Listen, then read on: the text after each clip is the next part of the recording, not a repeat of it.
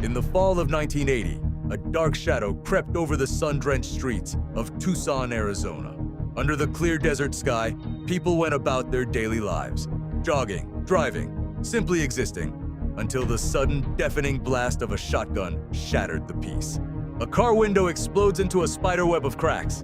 A face contorts in terror. A random faceless killer had begun a terrifying reign, turning familiar suburban streets into his personal hunting grounds. The motive was a complete mystery, but the chilling message echoed through the community. No one was safe. The attacks were as brutal as they were unpredictable.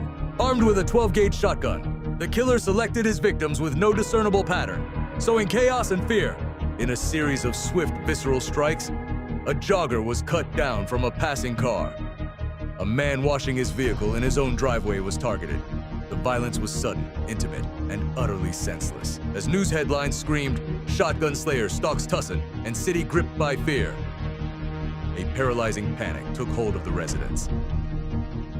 The Tucson Police Department launched one of the most extensive manhunts in the city's history, desperately searching for the ghost who was executing its citizens in broad daylight, leaving behind nothing but shell casings and terror.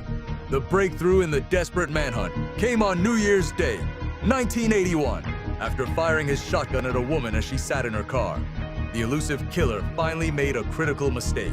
A quick-thinking witness managed to see his vehicle and, most importantly, got the license plate number. Detectives traced the plate to a man named Jessie Lee Cooks. The net began to close. Soon after, police cornered Cooks' vehicle, bringing the tense chase to an end.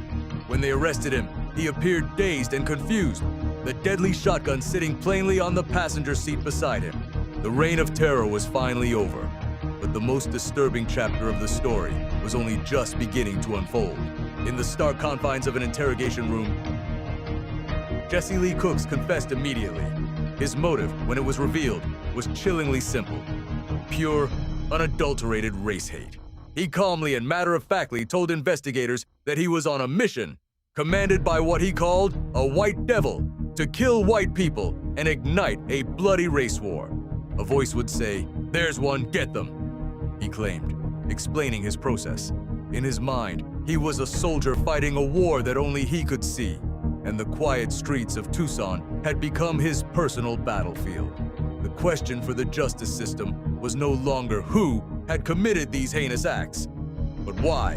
Was he truly insane, driven by delusions and voices? Or was he a cold-blooded racist murderer attempting to hide his hate behind a veil of madness? Despite his persistent claims of insanity and being controlled by commanding voices, Jessie Lee Cooks was ultimately found competent to stand trial. The court determined that his deep-seated racism, not a mental disorder, was the true and horrifying driver behind his violent actions. He was convicted of 2 counts of first-degree murder, along with multiple other felonies related to his shooting spree, sentenced to life in prison.